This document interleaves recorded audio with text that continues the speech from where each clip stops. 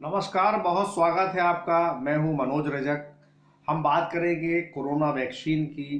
दुनिया भर में मचे हाहाकार को लेकर कोरोना वैक्सीन की ताज़ा स्थिति क्या है, क्या नहीं है, अभी देश में सब कुछ स्पष्ट नहीं है। सरकार भले ही कह रही है कि हम जल्द से जल्द, पहले तो बात हुई थी कि दिसंबर तक कोरोना वैक्सीन आ जाएगी, जनवरी की बात हो रही है। महत्वपूर्ण विषय तो यह है कि अभी तक किसी भी फार्मा कंपनी ने तीसरे फेज का ट्रायल नहीं किया है, लेकिन सरकार बार बार कह रही है कि वह जल्दी ही कोरोना वैक्सीन मुहैया कराएगी और लोगों को कोरोना के टीके लगने लगेंगे। अब सवाल ये उठता है कि देश में एक और जहां किसान आंदोलन चल रहा है, उसे दबाने के लिए, उसको नज़रअंदाज करने के लिए सरकार पूरे देश के लोगों की सेहत के साथ खिलवाड़ तो नहीं कर रही है, लेकिन शक और संदेह में गहराने और बढ़ने में कोई कहीं गुंजाइश नहीं है। अब स्थिति यह है कि सरकार एक तरफ दूसरी नज़र से किसान आंदोलन को देख रही है, तो पूरी नज़र से कोरोना वैक्सीन को लाने और लगाने को लेकर जनता को भरोसा दे रही है। लेकिन क्या सरकार इसमें सफल होगी? क्या लोगों की उम्मीदों पर सरकार खरी उतरेगी? ये एक बहुत गंभीर विषय है, क्योंकि लोगों की सेहत से जुड़ा है और भारत में लगातार कोरोना के जो मामले हैं बढ़ रहे हैं। सरकार की रिपोर्ट क्या कह रही है अलग मैटर है, क्योंकि अभी तक भारत में मरने वालों की संख्या भी बहुत हो चुकी है। दूसरी ओर माफ करिएगा, दूसरी ओर दुनिया के सबसे ताकतवर मुल्क अमेरिका के जो नए राष्ट्रपति हैं जो बाइडन, वो जनवरी में अपना पदभार ग्रहण करने वाले हैं।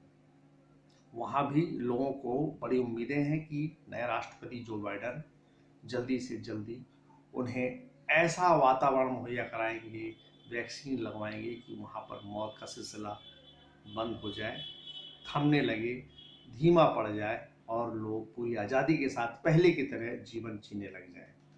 हम आपको बता दें कि वहाँ पर इस समय, यानी कि अमेरिका में इस समय ये काले और गोरे का बड़ा झगड़ा चल रहा है। काले और गोरों के झगड़े के बीच में सरकार का दावा है, अमेरिकी सरकार का दावा है कि 100 करोड़ लोगों को टीके लगाने का हमने लक्ष्य रखा है।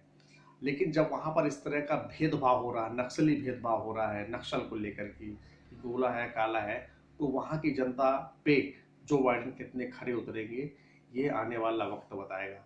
लेकिन दुनिया में भारत की अगर हम बात करें तो प्रधानमंत्री, खासतौर पर पूरी सरकार से लोगों को बड़ी उम्मीदें हैं। सरकार किसान आंदोलन से कैसे निपटेगी ये तो नहीं कहा जा सकता, क्योंकि सरकार अपने अब प्रचार करना तेज कर दिया है पूरे देश में। भारतीय जनता पार्टी के तमाम सांसदों और जितने भी विधायक हैं उनको जहां तहां पूरे देश भर में प्रेस कॉन्फ्रेंस करके यह बताने को कहा जा रहा है कि बताएं कि किसान बिल कितना अच्छा है, कितना सुटेबल है और किसान की आय दुगनी हो जाएगी। किसान की आय दुगनी होगी या नहीं होगी ये किसान नहीं मान रहे हैं। जो किसान वहाँ पर आंदोलन कर रहे हैं, चाहे पंजाब के हों, चाहे हरियाणा के हों, चाहे उत्तर प्रदेश के हों, चाहे मध्य प्रदेश के हों, अब तो ये भी हो गया है कि वहाँ पर गुजरात के भी किसान पहुँच चुके हैं और वे भी प्रदर्शन करने लगे। बहरहाल एक महत्वपूर्ण विषय यह है कि ऐसी स्थिति में सरकार को चाहिए कि कोविड-19 पे सबसे ज़्यादा फोकस करे, क्योंकि कोविड-19 एक ऐसा विषय है, ऐसी महामारी है कि लोग बेमौत मर रहे हैं, असमय मर रहे हैं और कोरोना के कारण दहशत में है। और अगर यही स्थिति रही तो पूरे भारत का जो स्ट्रक्चर है वो चरमरा जाएगा, वो टूट जाएगा, वो बिखर जाएगा। फिर उसको पटरी पर लाने के लिए भारी मशक्कत करनी पड़ेगी। इससे सरकार की पहली जिम्मेदारी बनती है, जवाबदेही बनती है कि वह कोरोना पर फोकस करे और कोरोना की वैक्सीन कब तक लोगों को मिलेगी, कब तक टीके लगेंगे और सही तरीके से लोगों को टीके मयसर हो पाएंगे, मिल पाएंगे, यह उसकी पहली प्राथमिकता है।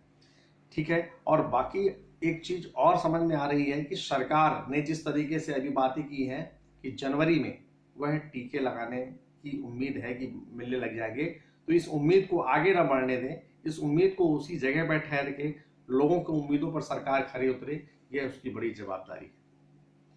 हम फिर किसी नए विषय पर या फिर इसी विषय पर ही आपसे रूबरू होंगे।